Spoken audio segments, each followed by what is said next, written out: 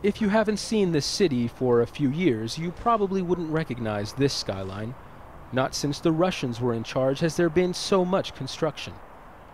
In the last few years, new, more modern-looking housing has popped up all over this city, a rapid response to a housing crisis.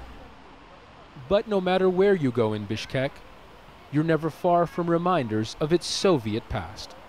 Much of the city was built when Joseph Stalin was still alive, but these days many of the old relics are falling apart. So there's parts of the city that still look like this. You've got Soviet-era ruins scattered across this field, but if you start looking past the blocky, the old, and the gray, you can start to get an idea of what Bishkek's leaders want their city to look like. After years of cookie-cutter housing projects, people now have the option of bright new homes. But in their shadow, many people still live like this, a fading reminder of the old city. Kamchibek Borambayev is a retired police officer and has lived here for 40 years.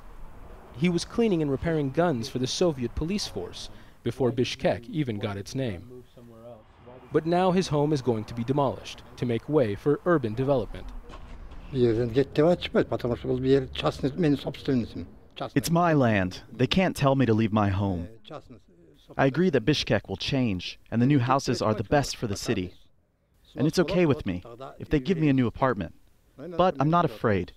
It's my land, my house. I will not give up easily. I will fight. Lyubov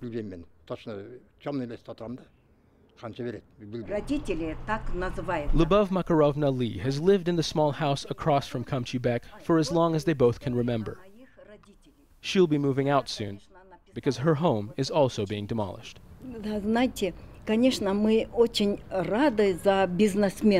We are happy for rich people, for the businessmen. Bishkek is changing, they've built new buildings, but I feel our community, my neighbors, and I have been forgotten. But where can we go? If you go to the government, they say we need to build a new town and you are just an old woman. Soviet times, they say, were better.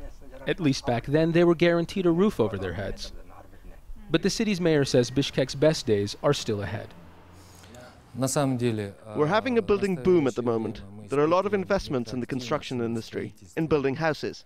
We have internal and external investors. Most of the investors are our own citizens.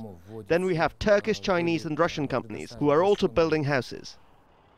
For now, it seems the construction spree is about profits, not people. And it's still uncertain if most ordinary Kyrgyz men and women will have a place to call home in the new Bishkek. But people living in places like this want the government and developers to know there's a price for progress. That they're not just demolishing old buildings, they're tearing down a community. Zain Basravi, Al Jazeera, Bishkek.